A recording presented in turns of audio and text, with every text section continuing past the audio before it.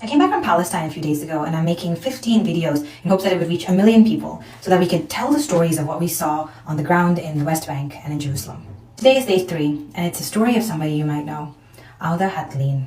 You may know him as somebody who helped make the Oscar-winning documentary No Other Land. You may know him as a journalist and activist who was killed in this village of Khair by the settler Inan Levi.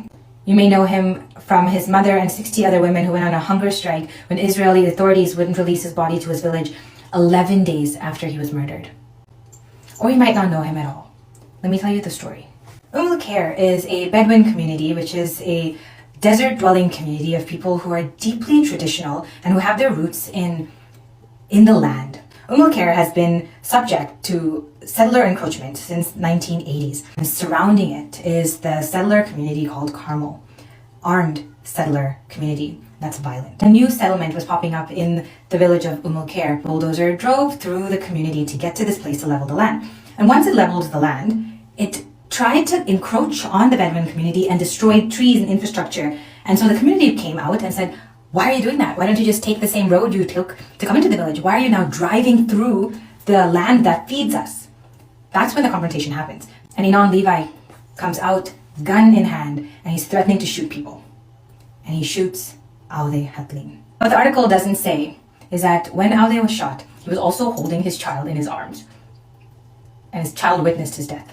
When he went to Auda's home and met with his wife, she wailed. She just sat there crying. And we didn't have anything to say. What do you say to someone whose husband has been murdered and there are no consequences? Inan Levi was sanctioned and is sanctioned by the EU and the UK, but the very first day that Donald Trump took office, he removed the sanctions from Levi. Khair is a tiny village that has gotten a lot of attention, and yet they still continue to face the same settler violence day after day. The goats of the village aren't allowed to graze because settlers shoot them or they take them. And now the Bedouin community has to buy feed. Why are they doing this, right? You may ask. Because they want the land. Because Israel wants the Bedouin community to leave. What did the community ask? They want international presence. If you have the courage and the will and the time to go with your body and stay there, it reduces settler violence. If you have money and you're willing to support this community to stay where they are, to continue to feed their families, continue to feed their livestock, then Center for Jewish Nonviolence has a fundraiser that the brother shared with us. I invite you to support. Talk about settler violence, talk about settlers encroaching on Palestinians' lands and taking it.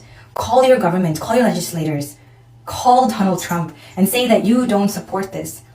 Day 3, remember the name, Khair, Auda Hatlin.